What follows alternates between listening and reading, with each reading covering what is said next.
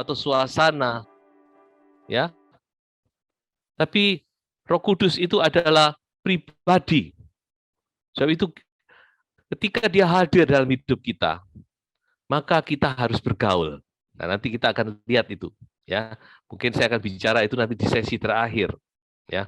Karena masih ada 2 sesi lagi.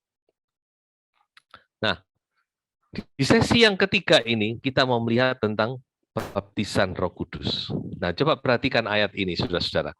Ya, ayat ini memang kalau dibaca sekilas sepertinya ya begitu-begitu saja. Tapi coba perhatikan, ya, terutama di kalimat terakhir. Sebab ia menyertai kamu. Tadi dikatakan supaya ia menyertai kamu selama-lamanya. Lalu ditulis di sini sebab ia menyertai kamu dan, perhatikan kata dan ini, dan akan diam di dalam kamu. Ya. Kalau menyertai, ya menyertai itu berarti di luar kita, bukan? Ya, seperti saya bersama istri, saya menyertai istri saya pergi berbelanja misalnya. Ya.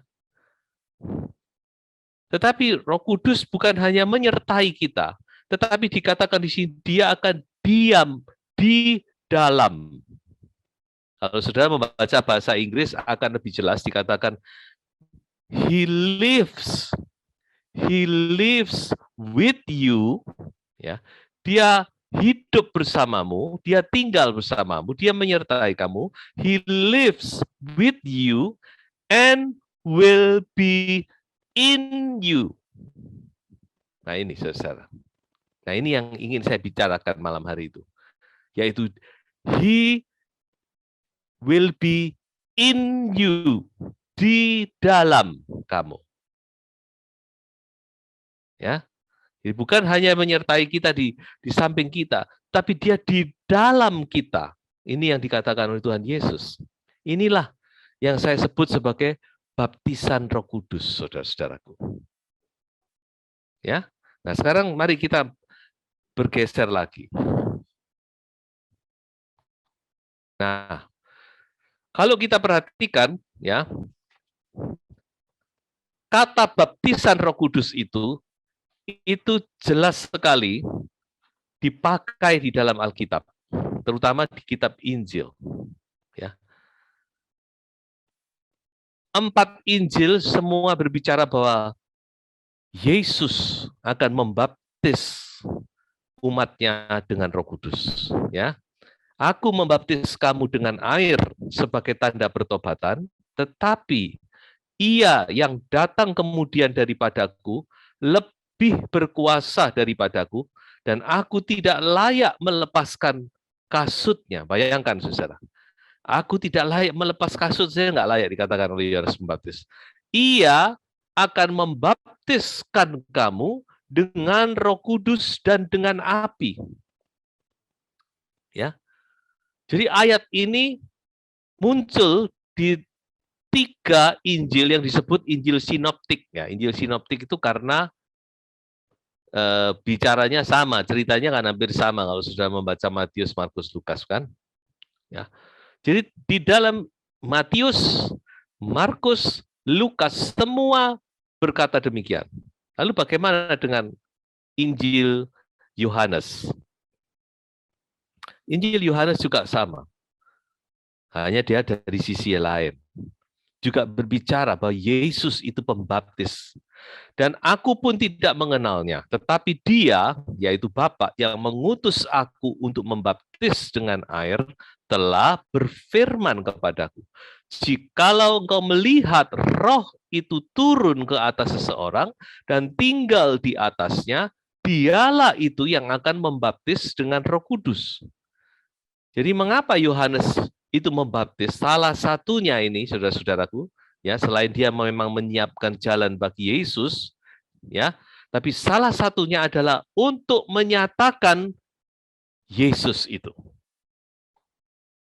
Ya. Jadi Yohanes ketika dia melihat Yesus dibaptis lalu dikatakan Roh Kudus itu turun ke atasnya, Yohanes langsung tahu ini orangnya.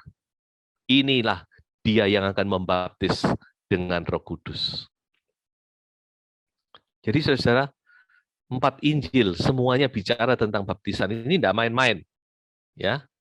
Karena kita tahu 4 Injil itu seperti kesaksian dari 4 orang, bukan? Ya, firman Tuhan berkata kesaksian 2 orang itu sudah kuat. Kalau mau lebih kuat 3 orang. Ini 4 Injil, semua berkata tentang baptisan Roh Kudus. Jadi baptisan Roh Kudus ini bukan sesuatu hanya wacana, ya. Bukan hanya sekedar istilah atau bagaimana, saudara. Tapi ini benar-benar ada. Ya, saya mohon saudara-saudara membuka hati malam ini, ya, percaya sungguh-sungguh. Nah, coba kita melihat bagaimana dengan Kisah Para Rasul, ya. Nah, di Kisah Para Rasul juga bicara tentang baptisan, dibaptis, ya. Kisah Rasul pasal 1 ayat 5. Sebab Yohanes membaptis dengan air, tetapi tidak lama lagi kamu akan dibaptis dengan Roh Kudus. Ini perkataan Yesus sendiri. Ya, kita tahu bahwa dialah pembaptis itu. Dan dia berkata, tidak lama lagi kamu akan dibaptis dengan Roh Kudus. Kisah 11 ayat 16, ya, kesaksian Petrus, maka teringatlah aku akan perkataan Tuhan, Yohanes membaptis dengan air, tetapi kamu akan dibaptis dengan Roh Kudus. Ya.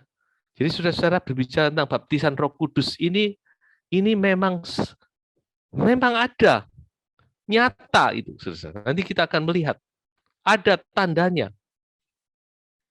Ya. Jadi saudara jangan ragu, ya, jangan bimbang. Baptisan Roh Kudus ini jelas. Karena Tuhan Yesus sendiri berkata, ya, Injil, keempat Injil semua berkata tentang baptisan Roh Kudus. Nah, sekarang kita melihat beberapa istilah lain. Ya. Jadi kata baptisan Roh Kudus itu juga dikatakan dengan istilah lain, ya. Tapi menunjuk kepada peristiwa yang sama, yaitu baptisan Roh Kudus, ya. Nah, ini Bapak Ibu bisa melihat, kita tidak usah membaca satu persatu, ya, karena di sini ada 10 ayat, ya, tidak usah kita baca. Ya. Kalau mau mencatat boleh, tapi kalau nggak nututin nggak apa-apa, nanti saya kasih makalahnya juga. Ya. Jadi selain kata dibaptis dengan Roh Kudus, istilah yang banyak dipakai adalah dipenuhkan dengan Roh Kudus, dipenuhkan dengan Roh Kudus, atau penuh dengan Roh Kudus. Ya, ada lagi satu istilah yang cukup banyak dipakai untuk menyatakan baptisan Roh Kudus itu, yaitu menerima Roh Kudus, menerima Roh Kudus. Nah, jadi semua ini menunjuk kepada peristiwa yang sama, yaitu peristiwa baptisan Roh Kudus. Nah, sekarang kita mau coba mengerti Bapak Ibu, apa sih dibaptis Roh Kudus itu, ya? Apa itu baptisan Roh Kudus? Ya. Nah, coba kita melihat, ya, apa pengertian dari baptisan Roh Kudus. Nah, Bapak Ibu tentu sudah banyak yang dibaptis di sini, ya. Ya. Ya, mudah-mudahan semua dibaptis dengan cara yang tepat, yaitu ditenggelamkan, karena kata baptisan atau baptiso dalam bahasa aslinya itu artinya ditenggelamkan, ya. Ya, bukan cuma dibasahi toh, tapi ditenggelamkan, dicelupkan, dimasukkan, itu, ya, arti daripada baptisan, ya. Nah, saudara, kalau kita mau mengerti baptisan Roh Kudus, ya, maka kita harus kembali kepada baptisan air. Ya, kita tahu pada waktu kita dibaptis, ya, maka seluruh tubuh kita, ya, dimasukkan ke dalam air, ditenggelamkan ke dalam air. Ya toh? Ya. Jadi kita semua ditutupi dengan air, kan? Nah, baptisan Roh Kudus itu sama sebenarnya. Bedanya apa? Bedanya media yang dipakai bukan air sekarang. Ya, kalau dibaptis air, maka medianya adalah air. Dan yang membaptis adalah hamba Tuhan. Tetapi waktu kita dibaptis oleh Roh Kudus, maka kita ditenggelamkan di dalam Roh Kudus. Itu pengertiannya yang gampang, Saudara. Ya. Jadi sama seperti kita dibaptis dengan air, cuma kita sekarang ditenggelamkan di dalam Roh Kudus, dan yang membaptis adalah Tuhan Yesus sendiri. Jadi saudara-saudara, kita tidak bisa minta manusia sekarang. Kalau manusia bisanya cuma membaptis air. Tapi kalau saudara rindu dibaptis Roh Kudus, ya saudara datanglah kepada Tuhan Yesus, karena dialah pembaptis Roh Kudus itu. Ya. Nah, ini yang pertama untuk bisa mengerti, saudara-saudara, ya. Nah, sekarang ada satu lagi yang ingin saya sampaikan. Ya, memang untuk mengerti ini kita, ya memang ini sesuatu hal rohani ya. Kita hanya dengan pemikiran kita yang terbatas, ya. Tapi saya yakin Tuhan juga akan menolong kita. Ini satu, ya. Nah, sekarang kita lihat hal yang lain tentang pengertian baptisan Roh Kudus. Nah, ini saudara lihat ini, ya toh. Sekarang kita melihat dari sisi lain, yaitu penuh dengan Roh Kudus, karena dua-duanya ya menunjuk kepada peristiwa yang sama. Nah, kalau saudara melihat ini, ya, kalau ini sudah kita lihat sebuah gelas kita isi, bukan? Ya. Nah, ketika kita isi, tambah banyak, terakhir yang paling banyak. Ini penuh enggak? Penuh? Menurut saudara penuh? Ini belum penuh, saudara. Mengapa? Karena masih ada rongga di dalamnya, betul? Ya. Nah, kapan gelas ini dibilang penuh? Yaitu ketika tumpah keluar. Ini yang saya mau sampaikan. Kapan gelas ini penuh dengan air? Ketika tumpah. Ya, atau saudara gini, saudara di rumah mungkin punya tandon air, bukan? Ya, tandon air itu sebenarnya sudah otomatis ya, karena dia dipasangi balon saja. Begitu dipakai turun, dia akan mengisi, dan pada titik tertentu, saudara-saudara, balon itu akan menutup dengan sendirinya. Tapi ada saat-saat tertentu, seperti di Kidul Dalam di rumah saya juga pernah. Ada saat-saat tertentu balon itu rusak.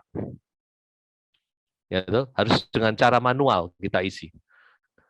Kita waktu mengisi, kita bisa dengar, ya, air itu mengalir. Apalagi kalau tandonnya dekat, krocok dengar. Nah, kapan kita tahu tandon ini penuh? Ketika tandon itu tumpah keluar, betul? Ketika airnya keluar, krocok keluar. Nah, sekarang kita tahu bahwa itu penuh. Nah, inilah saudara-saudara pengertian dari baptisan Roh Kudus itu. Ya. Jadi seseorang yang dibaptis dengan Roh Kudus itu benar-benar dia apa ya? Saya katakan apa ya? Luar dalam pokoknya. Di luar dia dipenuhi dengan Roh Kudus, ya toh? Seperti orang ditenggelamkan, seperti orang dibaptis tadi, tapi dari dalam dia juga penuh dengan Roh Kudus sampai tumpah keluar. Tumpahnya itu berupa apa? Nah, itu nanti kita akan pelajari baik. Itulah nanti yang disebut bahasa roh, saudara-saudara. Ya. Nah, saya harap saudara bisa mengerti ya, tapi kalau tidak mengerti tidak apa-apa, nanti bisa waktu tanya jawab kita akan bahas sedikit, ya. Nah, jadi inilah yang disebut baptisan Roh Kudus, saudara-saudara. Sehingga sekarang kita mengerti apa yang dimaksudkan dengan ayat berikut ini. Nah, coba perhatikan ini. Saya yakin Tuhan Yesus sedang bicara tentang kedatangan Roh Kudus.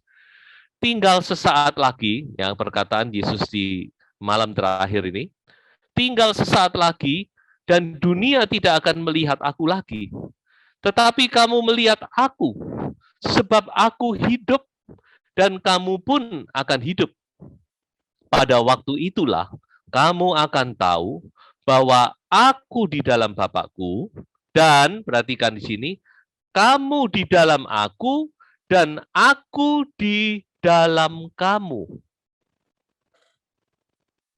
Kamu di dalam aku, kita dimasukkan ke dalam Roh Kudus, ya, kita ditenggelamkan di dalam Roh Kudus. Tetapi bukan hanya kita dimasukkan dalam Roh Kudus, sekarang dikatakan oleh Tuhan Yesus, aku di dalam kamu. Roh Kudus sekarang memenuhi kita sampai tumpah keluar. Haleluya. Ya. Jadi inilah baptisan Roh Kudus, saudara-saudara. Jadi Roh Kudus itu memenuhi kita luar dalam.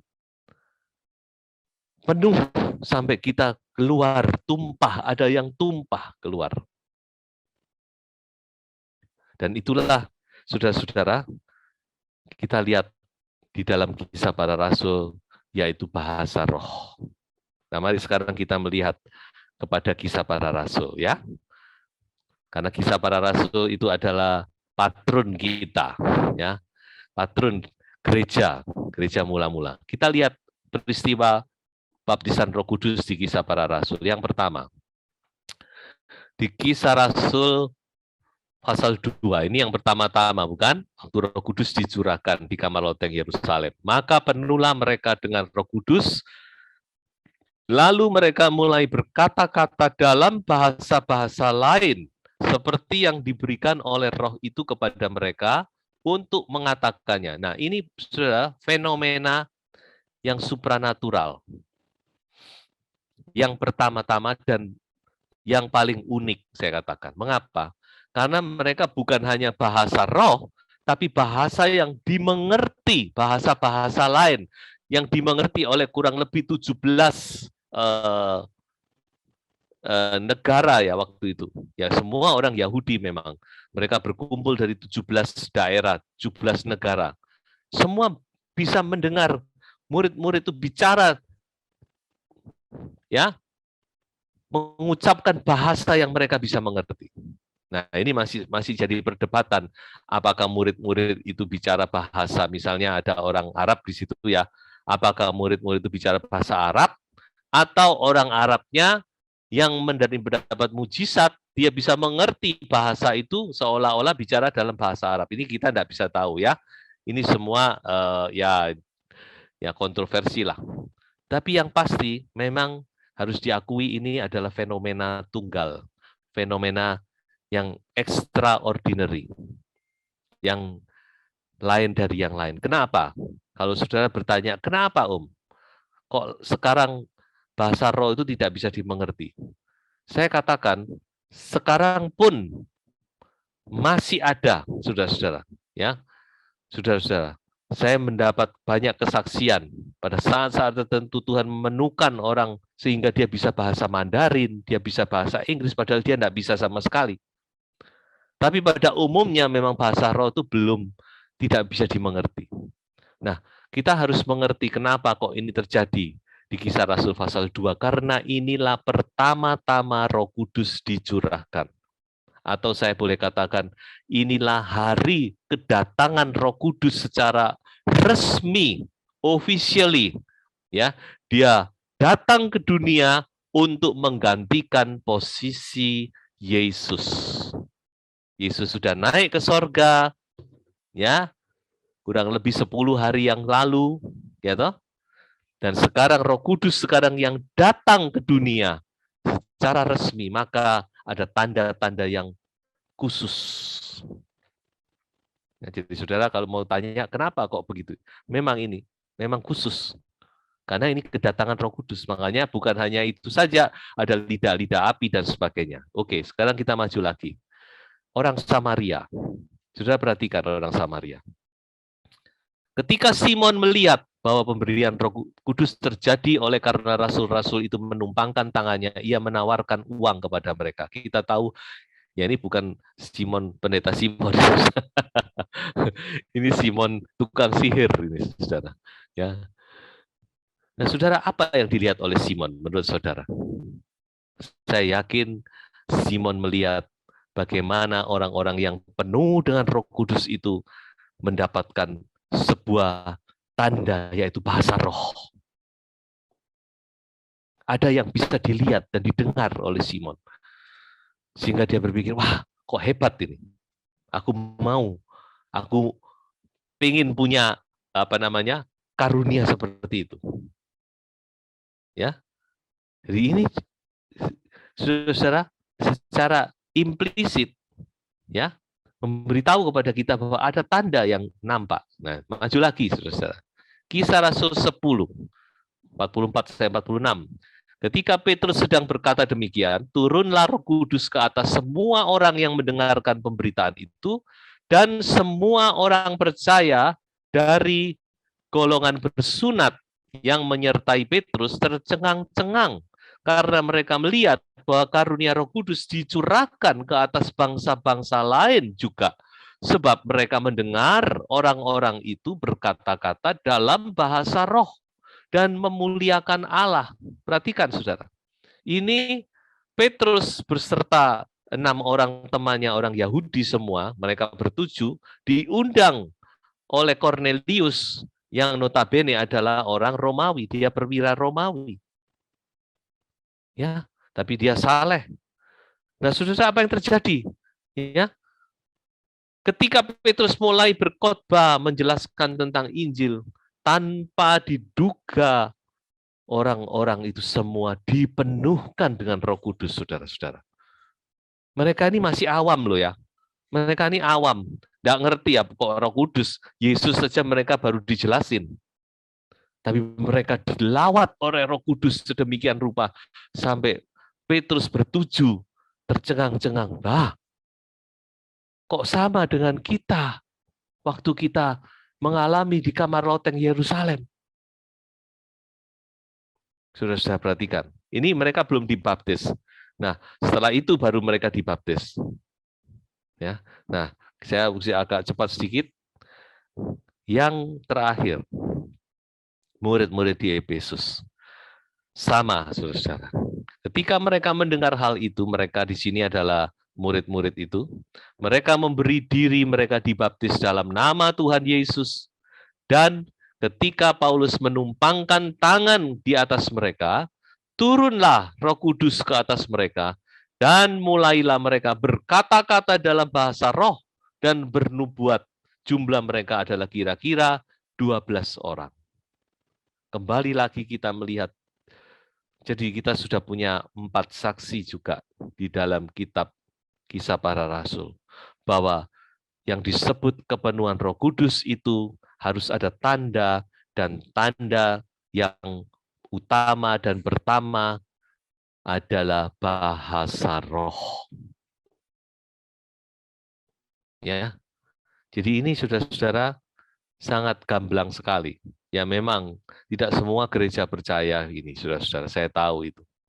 Ya, saya dulu pernah bersama-sama dengan orang Protestan dan sebagainya. Mereka punya pendapat sendiri-sendiri. Oh, orang dipenuhkan roh itu ada sukacita, ada begini-begini. Tetapi Alkitab dan kita percaya bahwa tanda utama dan pertama baptisan Roh Kudus adalah bahasa roh. Ya. Jadi sebelum orang itu berbahasa roh, ya, dia belum bisa dikatakan dibaptis dengan Roh Kudus, dipenuhkan dengan Roh Kudus. Tetapi jangan dibalik, saudara. Ya, jangan dibalik, karena sekarang bahasa roh ada yang diajarin. Ya, ayo ikut saya, ayo katakan ini. Ya, itu bukan bahasa roh yang asli itu, saudara. Kalau sudah melihat peristiwa tadi, semua itu tanpa rekayasa, bukan? Ya, mereka sama sekali nggak mengerti kok. Apa itu penuh Roh Kudus? Cornelius tapi tidak mengerti. Murid-murid di Efesus juga tidak mengerti. Orang Samaria, murid-murid, semua tidak mengerti. Tidak direkayasa. Ya, jadi inilah saudara-saudara tanda bahwa kita dipenuhkan dengan Roh Kudus. Nah, sekarang kita maju lagi. Kenapa harus ada bahasa roh? Ya, kenapa? Kenapa Tuhan memberikan tanda ini? tentu Tuhan punya rencana, maksud, tujuan ya. Ada beberapa hal yang bisa saya sampaikan. Saudara, kita melihat bahwa kepenuhan Roh Kudus ya, yang disertai dengan bahasa roh tentunya, dengan tanda yang jelas ini, memberikan apa? Memberikan sebuah keberanian, boldness dalam bahasa Inggris. Murid-murid menjadi pribadi yang penuh dengan keberanian, saudara-saudara. Ya, kita tahu apa yang terjadi pada hari Pentakosta yang pertama, bukan? Ya, ketika Petrus dan teman-temannya dipenuhkan dengan Roh Kudus, Petrus dengan gagah berani dia berdiri dan dia mulai memberitakan kebenaran, memberitakan Injil, dan pada hari itu 3.000 orang percaya dan dibaptis. Siapa Petrus itu, saudara? Kita kalau melihat Petrus beberapa hal yang sebelumnya, Petrus itu seorang yang penakut.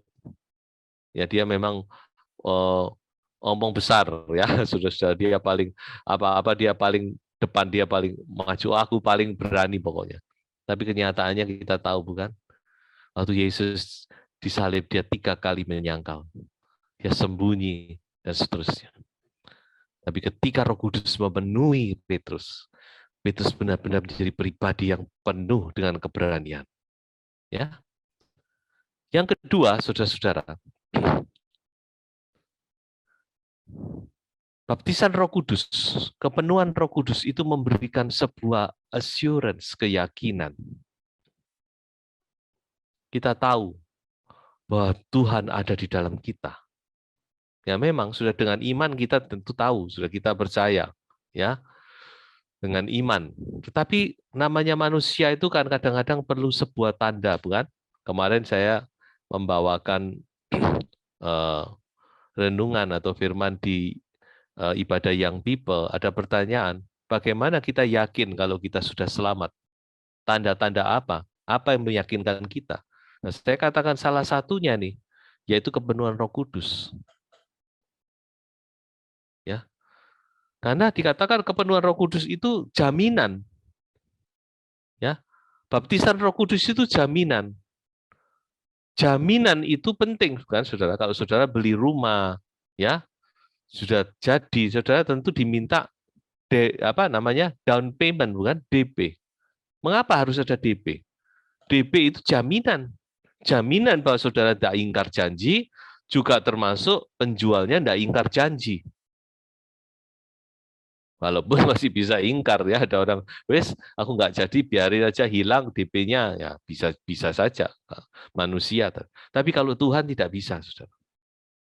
Jadi Roh Kudus itu diberikan sebagai jaminan Tuhan bahwa engkau akan menerima seluruh bagian yang kujanjikan. Efesus 1 ayat 14. Roh Kudus itu adalah jaminan bagian kita sampai kita memperoleh seluruhnya, yaitu penebusan yang menjadikan kita milik Allah untuk memuji kemuliaannya. Jadi penting bukan Roh Kudus untuk kita, saudara? Ya, bahasa roh itu memberikan kita keberanian, keyakinan bahwa Tuhan beserta dengan kita. Tuhan ada di dalam kita. Yang ketiga, saudara.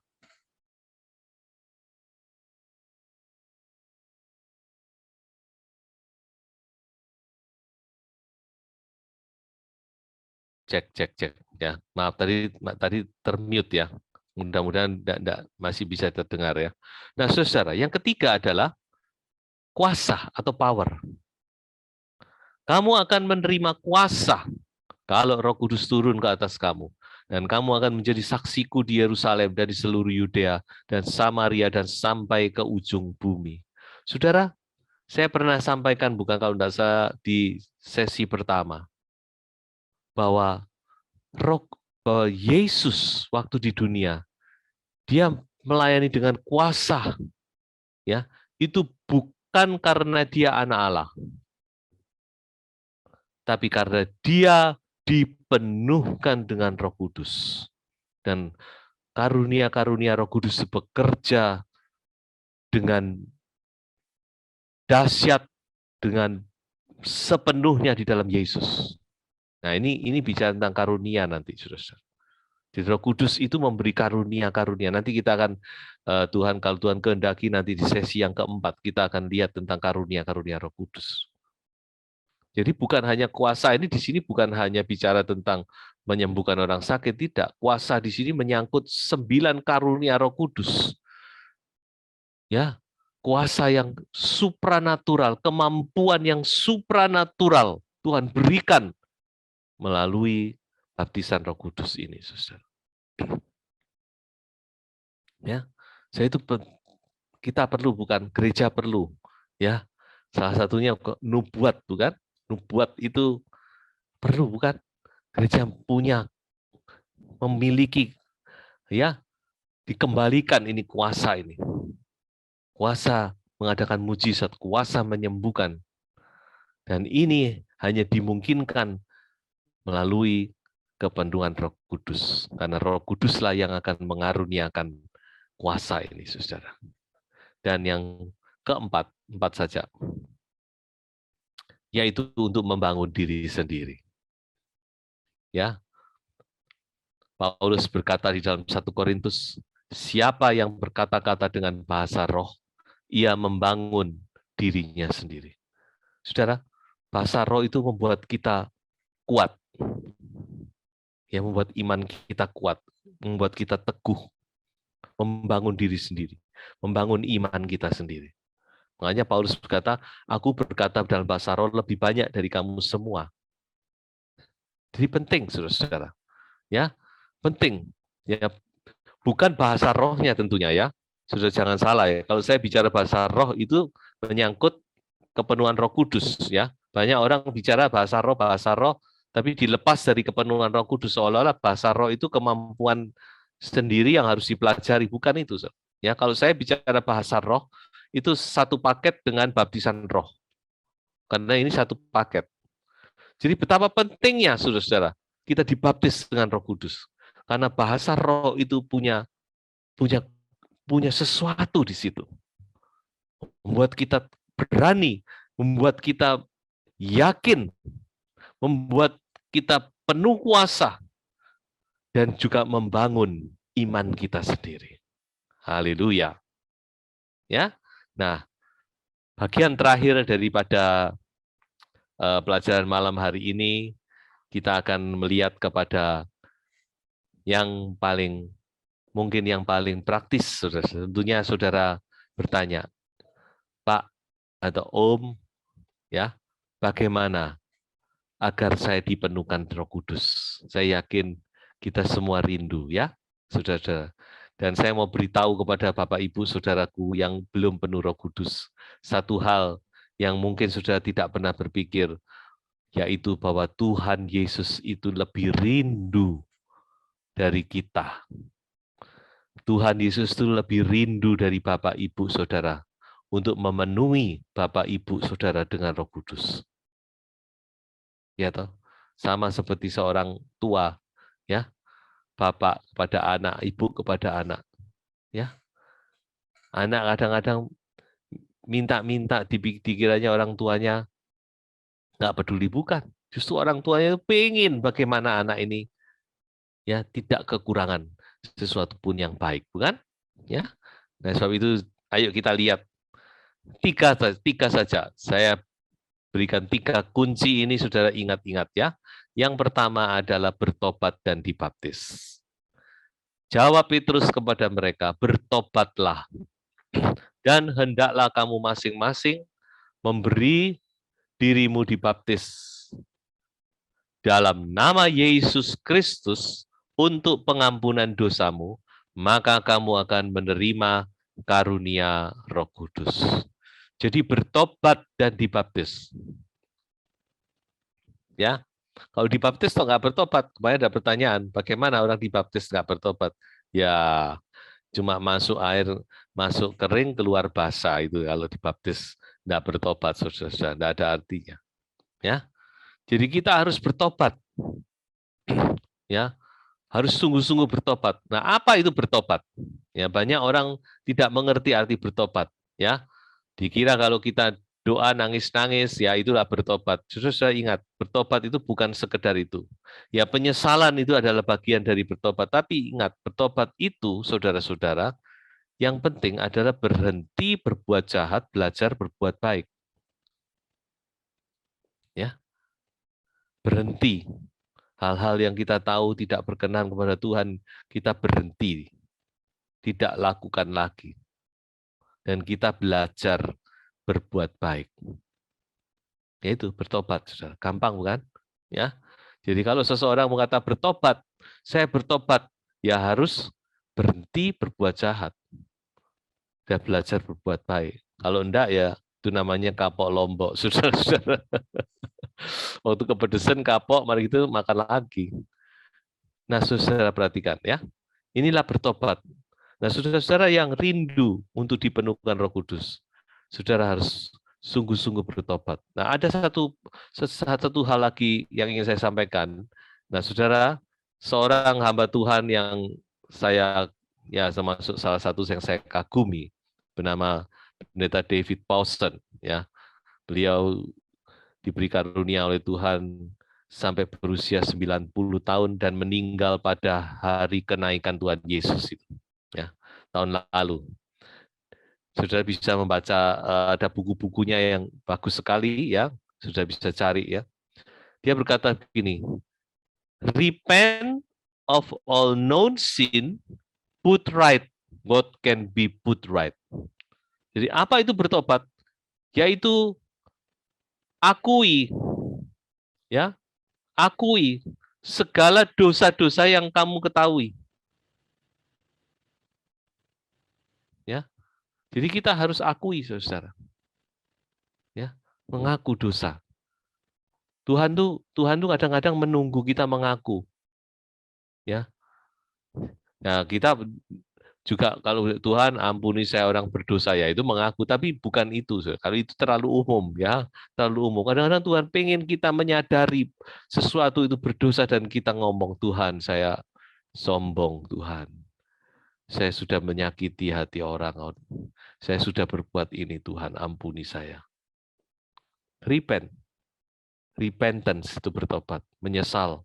Of all known sin, saudara akui dosa-dosa, ya, dan put right, perbaiki apa yang bisa diperbaiki. Dan kalau sudah dibaptis, ya, sudah harus dibaptis, ya, sudah jangan remehkan baptisan air, ya. Lalu sudah tanya, itu Cornelius belum dibaptis kok sudah bisa penuh Roh Kudus, ya itu kan perkecualian, saudara.